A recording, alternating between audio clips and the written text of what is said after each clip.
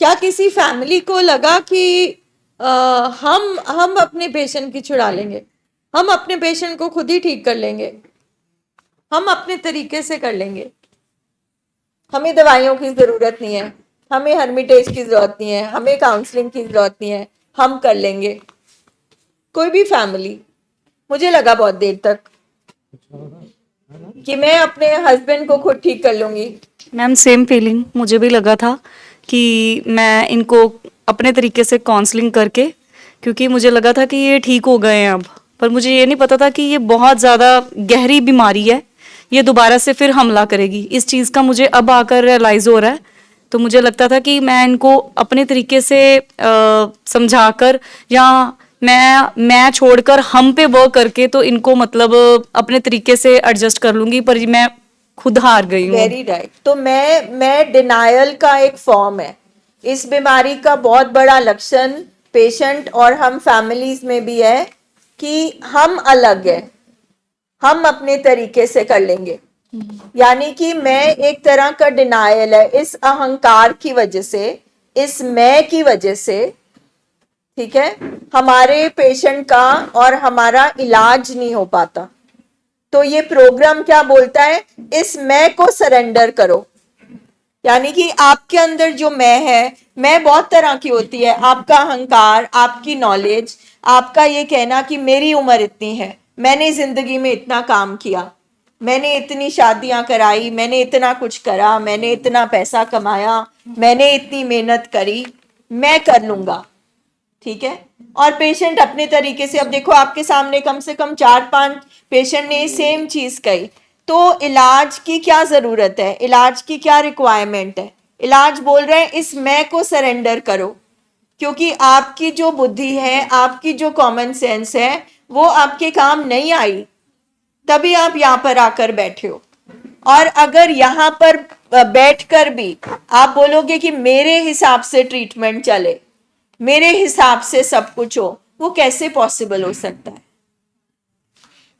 जब आप परेशान भी हैं, आप कर भी नहीं पाए, आप लेकिन अभी भी मानने को तैयार नहीं हो, अभी भी आप अस्पताल में तो आ जाते हो, बट आप प्रोग्राम सुनने को तैयार नहीं हो, आप ट्रीटमेंट सुनने को तैयार नहीं हो, आप कई बार दवाइयों के लिए भी तैयार नहीं हो, आप दाखिल कराते हो। मतलब हम आपको चैलेंजेस बता रहे हैं कि ये बीमारी जिसकी दवा साइंस और डॉक्टर नहीं बना पाए खत्म करने के लिए, मगर उन्होंने एक 100% ट्रीटेबल प्रोग्राम बनाया है, एक ऐसा रिकवरी प्रोग्राम बनाया है, इलाज बनाया है, ऐसी दवाइयां और ट्रेनिंग बना दी है कि अगर इसको ध्यान से इसमें चला जाए तो 100% पेशेंट ट्रीट होगा।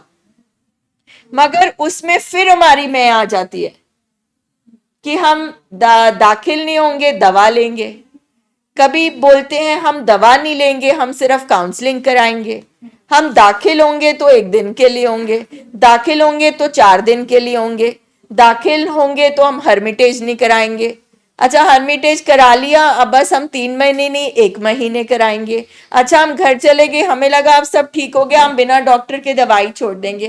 तो इतनी सारी चीजों की वजह से हमारे पेशेंट का इलाज खराब हो जाता है, हमारे पेशेंट रिकवरी में नहीं आ सकता, और उसका नतीजा क्या निकलता है कि हम और फ्रस्ट्रेट हो जाते हैं, हम और परेशान हो जाते हैं।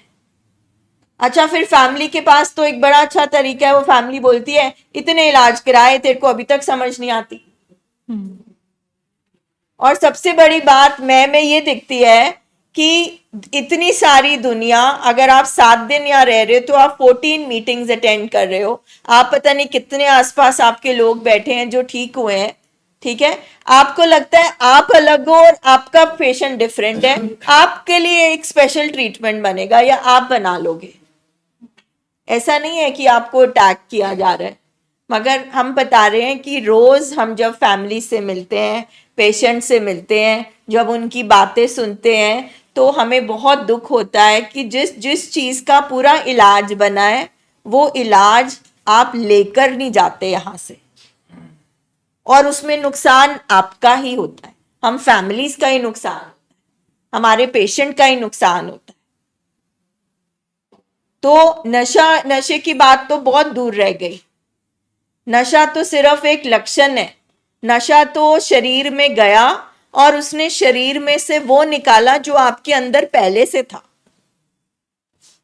वो बीमारी तो आपके अंदर पहले से थी, नशे ने तो सिर्फ जाके उसको बाहर निकाला है।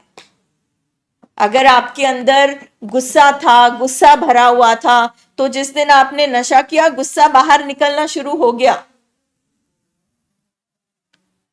तो इस बीमारी को समझने के लिए इस थोड़ी गहराई में जाना पड़ता है।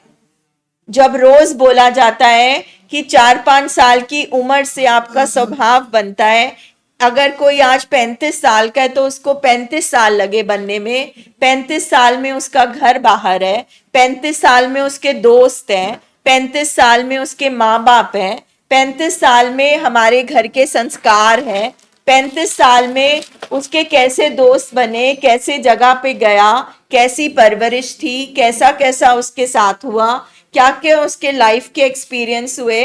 तो आप 35 साल का इकट्ठा एक चीज लेकर अस्पताल में दाखिल हुए हो, और हमें क्या लगता है नशे की वजह से।